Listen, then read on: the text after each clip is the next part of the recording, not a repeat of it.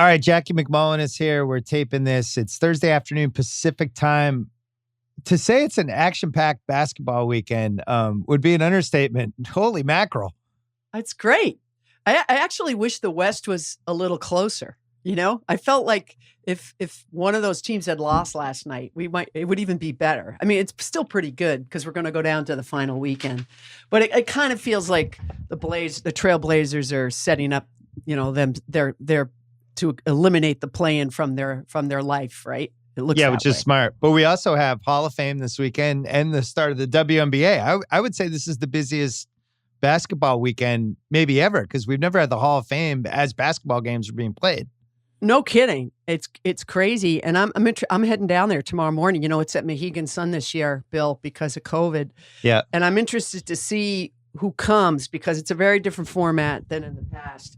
You know, the greatest take in sports, I've always said, for me anyway, because I love basketball and I love all the old time greats, was they all had this amazing cocktail party before the evening events the first night when they introduced the Hall of Famers for their jackets and the Kirk Gowdy Award and all that. And they have this just fabulous pre-dinner cocktail party and everybody's there and you're just talking around, you know, you turn around, oh, there's Kareem. Oh, you know, it's like the greatest thing. And, you know, because of COVID this year, things are very, very different. And the pre-induction parties are going to be split into 6 restaurants so they can keep everybody socially distanced. It's, you know, it's not going to be quite be the same thing. But my God, has there ever been a more compelling class? I'm not sure there has been. So no, I mean, we have 3 all-timers in the same class. I don't remember that happening the way this is happening. You have 3 of, I would say, the top 27 players ever. I don't know what your list is, but they're all in the top 30. And then Kobe's obviously an all-timer. And then you have the Kobe piece too of just like his wife. And it's definitely going to be a memorable one. It's going to be very emotional. And, you know, Duncan and Garnett just so closely thought of. And certainly Duncan comes out ahead with wins and titles and all that. But, you know, that was a great rivalry. I can't wait, honestly, for Tim Duncan's speech more than anybody's because we never hear from him. And he's funny. You know, he's a funny guy. And so I can't wait to see what he wears. Like, is he going to show up in the jeans and a open collar or like, how's it going to go? I mean, when's the last time you've seen Tim Duncan dressed to the nines in a 3-piece suit ever? Yeah, and no Popovich, right? Which almost seems wrong that Popovich wouldn't be there. They're so synonymous. They were almost like a father-son. You know, they even kind of started to look alike by the tail end of Duncan's career. Yeah, it's too bad. You're right. That's too bad. And, you know, I'm guessing Doc Rivers won't be there for KG either, right? Because I'm sure he has a game. Unless he can sneak in and out. I don't know. Yeah, I mean, they basically have the 1 seed clinched. Maybe I wouldn't be shocked if one of those guys didn't sneak in there. But with KG, so each one has a fascinating subplot, right? Duncan, who's been so quiet over the years, to actually have him have to talk about himself will be weird and kind of riveting. KG, to see if he can obey the PG-13 limits. Right. Like, is he going to just start dropping F-bombs? Can he speak long-term without just starting to drop F-bombs? I have no idea. That's going to be fascinating. And then Kobe and his wife and MJ. And the MJ, and there's going to be a weightiness to, I'm sure everything will lead to that. Right. I normally don't care about the Hall of Fame stuff that much. This one I actually care about and I want to watch because I think those 3 guys meant a lot for different reasons. They did. And, you know, KG, someone's going to be in the crowd going, slow down, because he talks at 8 million miles an hour. I mean, will Paul Pierce show up, right? We haven't had a Paul Pierce sighting since his unfortunate dismissal from ESPN for a late night revelry. Does he show up? I don't know. I mean, he's, I would guess going to be a first ballot Hall of Famer in the next round in September. So yeah, it should be really fun. But what I really do love seeing people like Oscar Robertson and all of those guys, because I don't see them regularly, obviously. And that's how I've gotten to know them through the years, is by going to these events and really getting a chance to listen to them and talk with them. And my guess is that most of them aren't going to make the trip, So. Yeah, and I think that's been one of the many things that's made the NBA so special, at least to me, but also just as a league, the way they've always kept the older guys in mind and the guys who paved the way. And say what you want about Stern, and we could point to some great things, some bad things, but he was always so conscious of that, not just like paying it back to those guys, but also kind of understanding how they got shortchanged a little bit with what they made out of the league. The league takes care of those guys in all different ways. They always fly them to wherever. They try to get them to the finals and things like that. And, I think it's the only league like that. I certainly don't think Roger Goodell is sitting around going, I can't wait to pay it back to the guys from the 60s. Like, he doesn't care. Yeah. No. Baseball has a complicated relationship with its past. Right. Hockey, I have no idea where they stand on this stuff. But basketball, I bet hockey's cares. okay. Hockey's maybe. It's just one big toothless fraternity, I think they all, hey, where did you get your bridge? But I do think that the players, what I like about what you're saying is that the players picked up on it. And, say what you want about LeBron and Chris Paul and those guys. They created that fund for the retired players to get free health screening. And it saved people's lives. It saved Tiny Archibald's life, Bill. He had a thing called, I'm going to butcher it, amyloidosis, I believe it's called. He needed a heart transplant, and he didn't even know it. And he ended up getting a heart transplant, and he's with us today. And he wouldn't be if he hadn't gone to that free screening. And there was a bunch of other guys, and I'm not going to name them because I don't have their permission to. I wrote something about Tiny that had high blood pressure, hypertension. So that was a great gift that those players, they put it in the collective bargaining agreement to set that up for the retired players, because as we know, not everybody is LeBron and Chris Paul and it's going to walk out of here with hundreds of millions of dollars. There's a lot of, Brad Wanamakers out there and a lot of guys on 10-day deals and people that don't make that kind of money. So, yeah.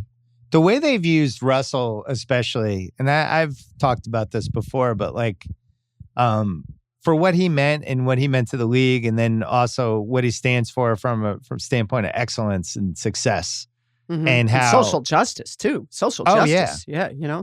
And what he meant, how he ties into the 60s and how important the league was back then. But then to have him there when they realized like Bill Russell should just be at the finals every year and he should present the trophy. And then that became a thing. And then when they realized we should just actually name the trophy after him. Yeah. And, he never actually won a finals MVP because the first year they had it, was his last finals, and actually Havlicek should have won. They gave it to Jerry West, which was Jerry stupid. West. Jerry West was really good though in that series. I know, but his team lost. Havlicek was amazing in that series. But anyway, Russell never won, and now the trophy's named after him, so he gets to just win every year. But yeah, like with the Hall of Fame and stuff, to not have, I'm sure there's most of the older guys probably aren't going to be there from a safety standpoint. I wouldn't imagine they will be. And Russell probably will be. I don't know. Russell's unbelievable to me, how he still makes it to all these things. He's a West Coast guy now. It's not an easy trip. So I don't know that he'll go there. I think he's a guy that goes to the finals. I don't know about now Mohegan Sun, like I said, in Connecticut this year. But I can't wait. I love it. I'm going to have a great time. And I always come out of there with something I didn't know. I always get 2 or 3 kind of interesting stories that I didn't know about because these guys are comfortable. And, we're all comfortable. We're all dressed up and we're having a cocktail and it's a nice environment. Well, you also have MJ will be there this year. And MJ kind of riding a little bit of a high here as a Charlotte Hornets owner, where he does, basically does this Kemba Rozier exchange, which couldn't have worked out better. And they get Rozier at 2/3 the price. Right. They have the Hayward thing, which until he got hurt looked brilliant, but everybody's like they overpaid for that. They made some good draft picks, and then the coup de grace, they kind of outwitted the Warriors and the T-Wolves on LaMelo. The more I talk to people, I am convinced that he tanked his interviews with Charlotte and really, with Minnesota and Golden State. So to go to Charlotte, I think he wanted to go to Charlotte. I think he did the bare minimum with everybody else, and I think that's where he wanted to go. And I think MJ knew it and Charlotte knew it. And you look back at that draft now and this Golden State, I still feel like Wiseman is going to be really good. I don't know if that's the right team for him. I defended the pick for months and months, but now I look at that and I'm like, it just would have been more fun if LaMelo went to the Warriors. with the team they have, Can you especially with this imagine? small ball version of what they my have. God, it would have been amazing. It would have been. And, he's the runaway rookie of the year. And with all due respect to Anthony Edwards, who's had a nice year, but if you look at the advanced metrics, it's not even close. And, the big challenge of voting all these awards this year is games missed, right? How many is too many? And LaMelo Ball, to me, and I was using this comparison because we were talking about Jokic and Embiid with somebody, with the GM the other day. And, Embiid missed 20 games, and Jokic has played in every game and played exceptionally well in every game. And the reason that matters so much is because it was close, right? Those two were close.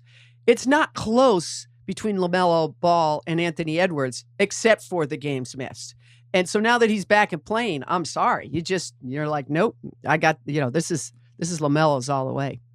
Well, he got up to 48. I think he'll get to 50 by the end of the season, which is where you need to be. I think where it gets tougher, and I'm sure you're trying to figure out your balance. I've been doing it all day. Day. The LeBron one is really tough now. That's the hardest one. But LeBron's only played 43 games. I know. So I've got him. Even if he comes back for the last two, he's at 45. That's a lot. He's missed more than a third of the season. And when we have this as many All-NBA guys as we have, I hold on though. I want to get to that a little bit later. I wanted to do the MJ thing really fast with you, the Charlotte thing. Yeah. He's such a competitive guy. The most competitive basketball player we've ever had other than Russell. Those are the two. They're in the all-time pantheon of the ruthless, cutthroat. All they cared about was winning. Kobe's third. Kobe's third. Kobe's third. Close third. Very close third. Go ahead. And he becomes an owner, and he's just not successful at it for years and years and years and years. You know him a little bit. How much did it bug him? How can you be that competitive but then not be successful for like over a decade at something? Well, because I think when you're talking about being competitive on the basketball court, he can control every single thing that he needs to control to fix it. That's not true here. You've got the economics of the league. And as wealthy as Michael Jordan is, you know how wealthy these other guys are. It's different. It's different. And Charlotte's a small market team. And I think he came to grips with the reality of that very quickly. And so there are constraints on him that aren't as simple as, let me just go in the gym and practice my fall away. And let me increase my shooting to 3-point range. It's not that simple. It's not like you can outwork people in this situation. So I think that's one thing. I think all of these older players that get involved in the front office, they have to tweak their way of thinking, just like we do as journalists, right? Because we're old. I guess we're kind of old-time journalists now. Do we agree? Yeah, we're in the OG category. So you have to, because you have all these new metrics available to you, you can't just say, I don't believe in that stuff like Barkley does, You got to dive into it and decide, okay, yes, this matters. How much does my eye test still matter? Some of it does. And I think there's a learning curve there.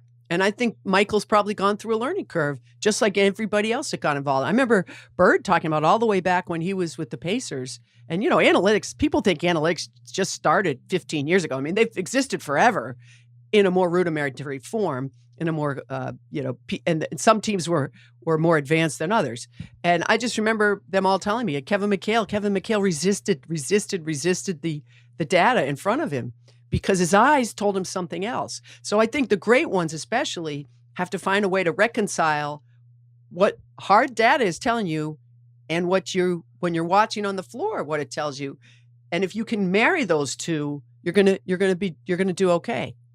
And it takes a while to get there, I think. So yeah, McHale's the worst version of this because I think he's talked about it. He had that attitude of like, I played with some wild cards before. I don't care if this guy has some baggage. I want to gravitate toward the talent. And when it worked out, when he had Sprewell and Cassell, who probably shouldn't have had, he had like a little bit of a spotty reputation and probably shouldn't have. Sprewell definitely for deserved reasons had it. But then all of a sudden you're gravitating toward the Ricky Davis types and that's when it goes sideways. But I always think he went talent all the time. And I think with MJ, the biggest mistake he made was just, it never seemed like he understood the ramifications of like, if I give this contract out and it doesn't work out, it actually hurts me for a couple years. I think he looked at it like, I need somebody. I'm going to get this guy.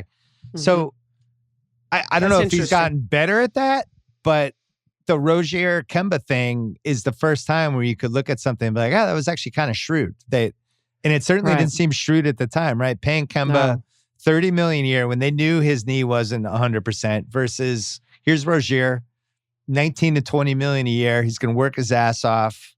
And that's actually a better way for us to spend money. So that's a win. And then LaMelo, assuming that LaMelo, that's where he wanted to go, they kept that pretty quiet. They did. MJ was never like salivating. We never heard stuff about, oh my God, Charlotte wants him so bad. They kind of laid low and it was smart. Well, you're never going to hear that with Jordan. I mean, that's not how he operates. He's just not. He operates in a vacuum in many ways. But, you mentioned Terry Rozier, and I was just filling out my ballot. We'll get to that later. But, he was on my most improved list because, my God, he just keeps getting better and better and better. And I spent a lot of time with Terry when he was in Boston. I liked him so much. I really did. He was easy to be around. And he was a gamer. And he gave one of the greatest quotes of all time when, the previous year, everybody got hurt and he got to play a lot. And then they all came back and he wasn't playing hardly nearly as much. And he said, I felt like I just went from being the driver to someone sitting in the back seat he was just, he really just wanted to go somewhere and show everybody what he had. And I'll be honest, I didn't think he could. And I was wrong. I was dead wrong. He's so much fun to watch. And he still has moments. We're not ready to anoint him as, an all NBA player or anything. But Jordan, whatever Jordan saw, he was right about that. And maybe it was just that insatiable thirst to be better and to prove people wrong, which is always a good thing to motivate a team. I wish some of the Boston Celtics had a little more of that in them, eh?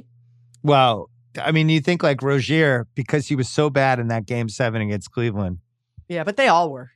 But I think with him, for some reason, that got hung on him because it made people forget that how important he was when they won 2 playoff rounds. They took Cleveland to a Game 7, and for the most part, he was pretty essential as a young point guard who wasn't supposed to be playing that much. Then the next year, you throw it away. That team was a mess. Right. I think. I mean, we'll get into some of Danny's mistakes in a second, but I think bringing Rozier back versus selling high on him heading into the last year of his deal, I think is a top 3 Danny mistake from. Well, we talked about that at the time. In fact, I even feel like you and I did a podcast at the time saying they have to move inexplicable. Rozier. There was no way he was going to be happy, and the driver passenger thing is a really good analogy because he had the car keys during this playoff run. There were Scary Terry T-shirts. Everybody loved him. Right. And there was no way he was going to be happy the next year. It was really weird that Ainge didn't see that because he'd been on teams that had too many guys. He was on the 83 Celtics. But if I could say one thing about the Celtics that they seem to be missing over and over again, to me anyway, is when someone on their team isn't happy and just because they don't complain or whatever. I mean, Terry Rozier made himself pretty clear, but when Al Horford wasn't happy on the Celtics, And Hayward wasn't either. Right. And it almost seems like they're the last to know. Or if they're not the last to know, they're the last to act on it, Like they were shocked when Al Horford took that deal in Philly. And remember, everybody kind of thought this is a bit of a disaster. Now he went to a place where 90% of the NBA is about worst fit possible for Al Horford, right? Trying to play on that team with that roster before they had all those perimeter shooters that they now have. And now Al Horford, have you ever seen such a precipitous drop-off? The guy's in no man's land in Oklahoma City. They're paying him not to play. I mean, it's crazy to me. And with Horford, there's this, and Kevin Love's like this too, this weird class of guys we have now in the NBA, these kind of a couple years past when they peaked stars who have these giant salaries. Right. And teams that it doesn't make sense for them to play. Kevin Love played last night and really hurt the Cavaliers because they beat the Celtics because he was good last night. That doesn't help them. OKC was like, we're not letting this happen with Al Horford. They sent him packing. Right. But although Al Horford is like such a good soldier. I mean, and Kevin Love is not, and he'll be the first to admit it. He's had multiple outbursts, the one that was somewhat unforgivable, throwing the ball in bounds and all that. And, he apologized for it and what have you. But Al Horford's has he ever said a controversial thing? Has he ever been anything but helpful to young players? And I'm not criticizing Oklahoma City. I understand exactly why they did it, 100%. But I was like saying to one of my editors the other day, like, someone should sit down and talk to Al Horford. Like, what a story. Right. Seriously. He's probably in the Bahamas. Why do you think Horford wasn't happy with the Celtics, out of curiosity? Well, I think it was the year Kyrie was there, and there was so much up and down and in and out. Oh, but they all loved Kyrie. It was great. Yeah, It wasn't his fault at all. I think there was, the more I talked to guys, present and former, that were on that team, there was a bigger divide than I realized in terms of, Marcus Morris and Kyrie were in sync. And Marcus Morris, people could say what they want about him, but he had the kind of toughness and no nonsense behavior and the willingness to go at the young guys and sometimes even embarrass them. And I think they need more of that. Now, I know with Jaylen Brown handled that so beautifully. He came out of it. He's like, we're fine. I learned from it, whatever. But it was Morris and Tatum and Kyrie over here and everybody else trying to figure out how to stay away from the shrapnel, So I think for everybody, that was a super tough year. And, I remember asking Terry Rozier about Kyrie, and he's like, I said, do you feel for Kyrie? Because he had some issues. He goes, feel for Kyrie? Why would I feel for Kyrie, man? He's getting minutes, money, fame. He's got a ring. I don't feel bad for him. And you could understand where he was coming from. Yeah. And then, of course, Hayward, he got hurt. So I think it was just not at all what Al had envisioned for their team. And, it was surprising when he went to Philly. So Al goes, Kyrie goes, and that's a whole nother kettle of fish, as my mom would say. And then Gordon goes. And those are three guys that walk away.